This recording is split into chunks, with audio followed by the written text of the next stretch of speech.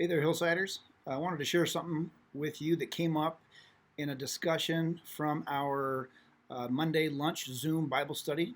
We're going through Philippians right now, and this week was Philippians chapter 2.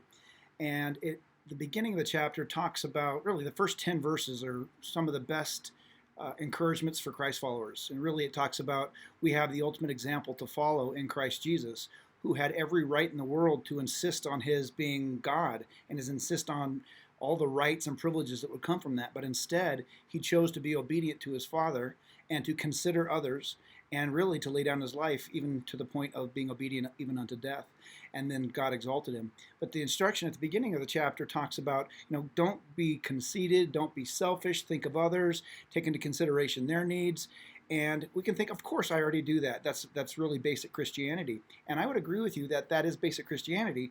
But when push comes to shove and times get difficult, or maybe we're experiencing a more intense need ourselves, we can kind of forget that and go on autopilot and just get the mine type of syndrome going on. Just let me give you an example.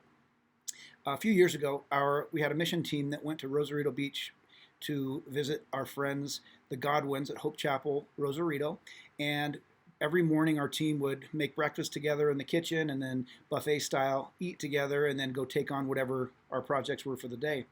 And let's just say one particular day we made a huge batch of bacon. And who doesn't like bacon? I mean, everybody, most everybody. Everyone should like bacon. Maybe bad people don't. I don't know. Anyway, bacon. And let's just say there was a young man, a teenager in our team who shall remain nameless. If you're watching this, you know who you are. Uh, in going through the line, he was first. He saw the bacon, and he'd been talking all morning about how hungry he was. He took all the bacon. And I'm not talking like he took most of it, he took a handful. He took all the bacon. And as I was sitting there looking at it, part of me was, I wanted to go smack him because that's bacon, and I want bacon too. The other part of me just laughed because it's such a base response. I see, I want bacon mine. And so it pulled him aside and not wanting to embarrass, but definitely saying, hey, there's 15 other people here, and we really would like to all have some bacon too, because we didn't just make it for you, young man. And so I asked him what he was doing. He says, I just saw the bacon. I'm so hungry. I wanted it. And I said, well, who else gets bacon? He says, anybody can have bacon. And I said, who has the bacon? And he looked around and said, I guess I have the bacon. And I said, do you realize when you're going through the buffet at a casino, they're going to have somebody come refill the bacon, and you can go bacon crazy like that. But here, that's all the bacon we cooked for breakfast, and we're not going to have any probably for the rest of today, maybe tomorrow, because bacon just doesn't happen all the time. And he said, so what do you think I should do? I said, well, what would you do if our positions were reversed and I was the one in the front of the line and you were behind me? And as you're looking at the bacon, you're excited about eating the bacon, you just want to get your hands on the bacon and put your mouth on the bacon and eat it. And I took it all. And even if I had a good attitude about it, I still took all the bacon. What would you do? He said, I think I would want you to not take all the bacon and to leave some for other people, because that would be the kind thing to do. And I said, and that's exactly what I think you should do.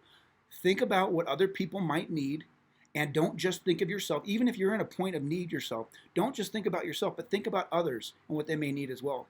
And I encourage you, if you get an opportunity, go through Philippians chapter 2, especially verses 1 through 10, and just read a little bit about the example that Jesus set for us when he came. And he's the one who could have insisted on his rights, and he chose not to.